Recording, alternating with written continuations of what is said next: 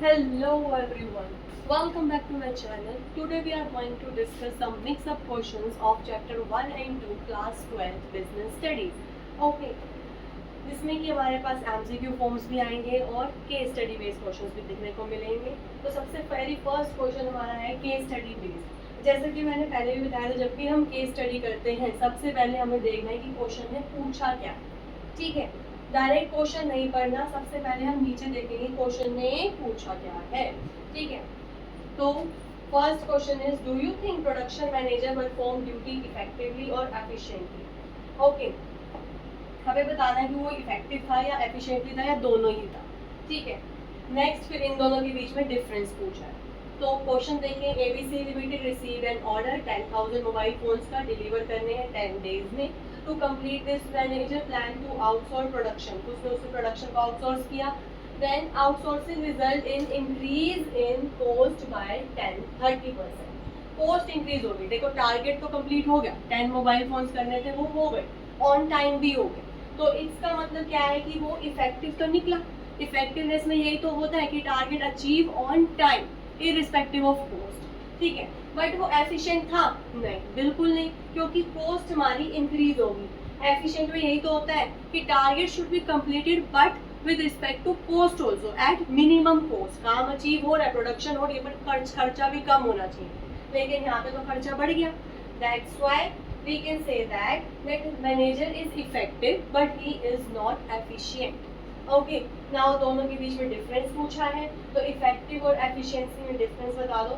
First meaning effectiveness means the target should be completed on time irrespective of cost. यहाँ पे the task should be completed on time as well as with minimum cost. Okay, इसमें it's consider the right task कि भाई task हमारा सही होना चाहिए, और ये कंसीडर करता है कि things should be done in right way. Okay, so this is our first question. Second one is MCQ based. Okay, successful organisation do not achieve their goals by chance but by following process code. हम जब भी कुछ successful और कुछ भी हमें achieve करना है तो हम क्या ऐसे बाय चांस अचीव कर लेंगे? नहीं ना, हमें प्रॉपर क्या करना पड़ेगा? मैनेज करना पड़ेगा. So correct answer is management. जब मैनेज करेंगे तो ये तीनों चीजें तो अपने आप ही हो जाएगी ना. इफेक्टिव भी हो जाएगा, एफिशिएंट भी हो जाएगा, कोऑर्डिनेशन भी हो जाएगा. तो इन शॉर्ट क्या चाहिए उसको? मैनेजमेंट चाहिए. Okay, now our next question is question number 3, that is again MCQ based, that is management always. Okay, first of all again we will read first the question asked in last line mostly. It is related to which feature of management. कहीं ना कहीं question किससे पूछा है? Feature से. तो अब हमारा माइंड किस डायरेक्शन में जाएगा? सारा चैप्टर एक तरफ और फीचर एक तरफ, हम फीचर्स की तरफ फोकस करेंगे. राइट, नाउ क्वेश्चन पढ़ते हैं. Management always work by keeping an and result और एम ऑफ ऑर्गेनाइजेशन. मैनेजमेंट क्या किस पे वर्क करती है? हमारा जो एंड रिजल्ट, हमारा गोल क्या है, उसके अकॉर्डिंग वर्क करती है. हमेशा उसका फोकस एंड रिजल्ट गोल की तरफ होता है कि गोल को अचीव करना है. राइट, तो बताओ कौन सा फीचर है? Multi dimensional? No. Continuous? Continuous होता तो है बट इसके अकॉर्डिंग तो हमारे को ऐसा कुछ नहीं लग रहा. Then intangible? नो. बचा क्या? गोल ओरिएंटेड, और ये तो हमारे को पढ़ के ही समझ आ रहा है. That always focus on aim, what is our goal. Okay, तो that is goal oriented. Next question, are planning organisation etcetera applied to all organisation. क्या ये हर ऑर्गेनाइजेशन पे अप्लाई होएगा? Okay, if yes which feature of management is here. हमें again feature ही पूछा है, तो फिर से क्वेश्चन डायरेक्शन कहाँ जाएगी? हमारी फीचर्स की तरफ जाएगी. Right, applied to all organisation such as schools, hospitals, clubs etcetera. जो मैनेजमेंट के फीचर्स होते हैं पहले तो हमसे पूछ रहे कि येस और नो, ये स्टेटमेंट करेक्ट है या नहीं है. तो येस, इट्स कम्प्लीटली ट्रू कि मैनेजमेंट की जो फीचर्स है, प्लानिंग वगैरह, ये हर जगह अप्लाई होते हैं. ईच एंड एवरी फील्ड में हमारे को मैनेजमेंट तो चाहिए. ठीक है, चाहे वो हॉस्पिटल्स हो, क्लब्स हो, स्कूल्स हो, एवरीवेयर. ओके, तो yes. Now which feature it is? It is pervasive. Okay, pervasive means what? Universal, applicable. Management is applicable to all in each and every field. So here feature is what? Pervasive. Okay. Now next question number 5th. Rishitosh has again, first of all we will read what question, identify level at which we work. ठीक है, हमसे level पूछ रहे हैं, तो basically हमने इसमें 3 levels पढ़े थे, top level, middle level, lower level. तो कहीं ना क्वेश्चन इन तीन लेवल्स में से ही है। ओके, देन हमारे को उसके अंदर फंक्शन भी बता दो।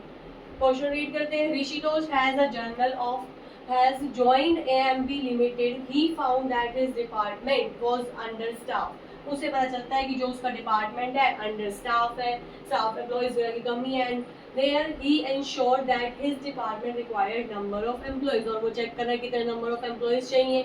अब ये सब किसकी ड्यूटी है, कौन चेक करेगा, डिपार्टमेंट के रिलेटेड, कहीं ना कहीं डिपार्टमेंट हेड। तो पढ़ के समझ आ रहा है कि जो ऋषितोष की जॉब है वो डिपार्टमेंट हेड की है, और ये डिपार्टमेंट से रिलेटेड कौन से लेवल पे आता है, मिडिल लेवल पे। So our answer is he is working at middle level employ. Okay, और अदर फंक्शन बता दो, हमारा क्या अदर फंक्शन होता है भैया, as a mediator between top level and lower level. Top level के मैसेजेस होंगे तो वो पूरी ऑर्गेनाइजेशन तक लेके जाएंगे, लोअर लेवल का कोई मैसेज होगा तो मिडिल लेवल लेके जाएगा। Okay, now next question is case study based again.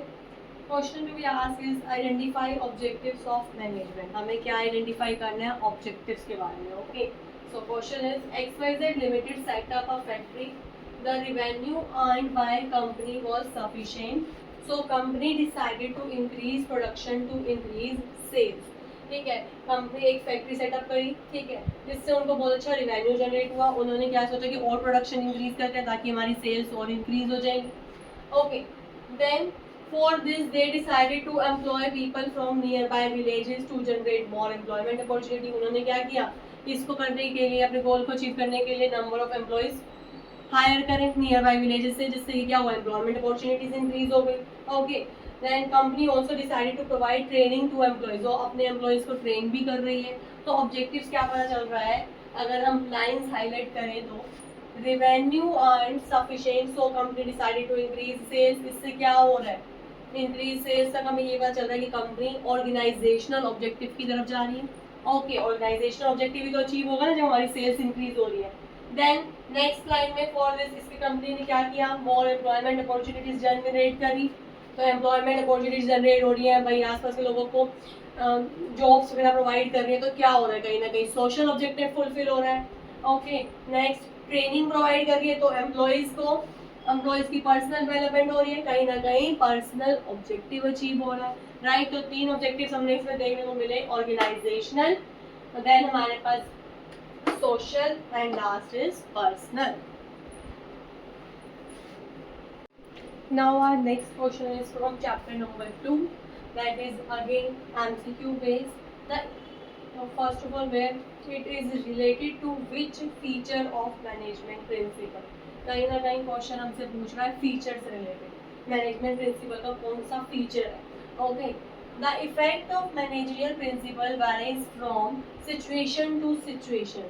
जो हमारा इफेक्ट है प्रिंसिपल का, ये सिचुएशन पे डिपेंड करता है।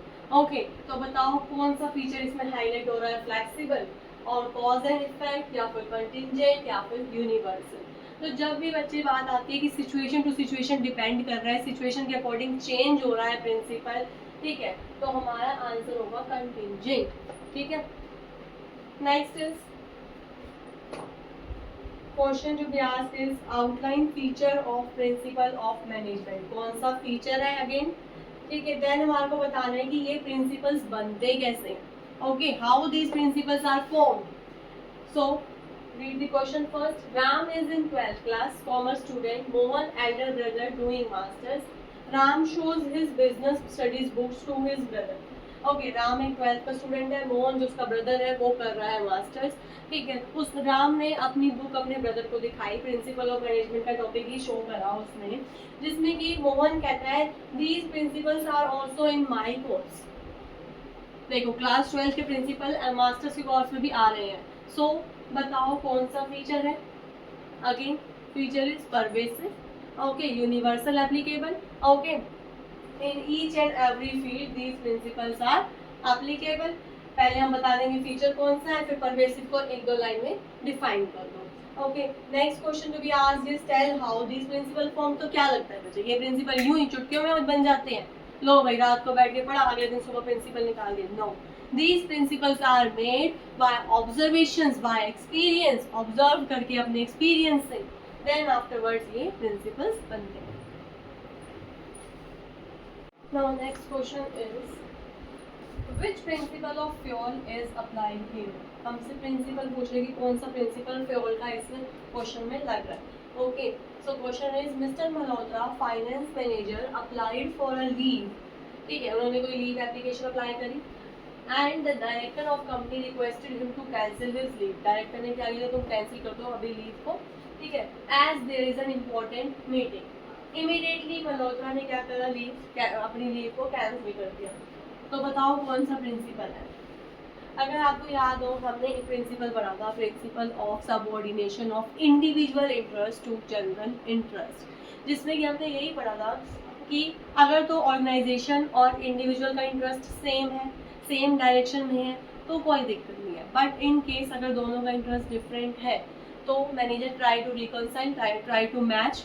अदरवाइज क्या होगा, इंडिविजुअल के इंटरेस्ट को सैक्रिफाइस करना पड़ेगा, कहीं ना कहीं ऑर्गेनाइजेशनल ऑब्जेक्टिव को हमने ज़्यादा मेन फोकस देना है। तो यहाँ पे भी मिस्टर मल्होत्रा ने यही कहा कि भाई उस टाइम पे ऑर्गेनाइजेशनल ऑब्जेक्टिव ज़्यादा इंपॉर्टेंट था, ऑर्गेनाइजेशन का इंटरेस्ट ज़्यादा इंपॉर्टेंट था, तो उन्होंने अपना पर्सनल इंटरेस्ट सेक्रीफाइस करा एज ताकि उनकी मीटिंग हो सके। तो यहाँ पे कौन सा प्रिंसिपल लग जाएगा, principle of subordination of individual interest to general interest. पहले इसको लिखिए, देन हमारे 2-3 लाइन्स में इस प्रिंसिपल को डिफाइन कर दो, that's it. The last question of the day is, हमसे क्वेश्चन पूछ रहा है which principle of management is violated here. यहाँ पे कौन सा प्रिंसिपल फॉलो नहीं हुआ मैनेजमेंट का, वो पूछा गया, कौन सा वायलेट हुआ है। So question is in a school books are kept in office, chalks in library, office record and files in staff room. मतलब सारी चीजें क्या है, इधर उधर पड़ी हुई है। ठीक है, बुक्स को हमारी लाइब्रेरी में होना चाहिए, बट बुक्स का है ऑफिस में पड़ी है, जो ऑफिस की फाइल्स वगैरह है वो स्टाफ रूम में पड़ी है, जबकि उसको ऑफिस में होना चाहिए। तो कौन सा यहाँ पे प्रिंसिपल वायलेट हो रहा है, clearly understood principle of order. Principle of order यही तो कहता है, here order doesn't means command only, okay, it means that things man material are properly arrange in an order, properly वो अरेंज है, जहाँ पे उसकी एग्जैक्ट जो जगह है वहाँ पे वो पड़े, ताकि हमारे को जब कभी भी चाहिए तो हम सीधा वहीं जाए, हमें ढूंढना ना पड़े। राइट, यही तो प्रिंसिपल ऑफ ऑर्डर है। तो यहाँ पे कौन सा प्रिंसिपल वायलेट हुआ है, प्रिंसिपल ऑफ ऑर्डर। फिर 1-2 लाइन में आप इसको डिफाइन कर दीजिए। Okay, that's it for today, thanks for watching, bye bye.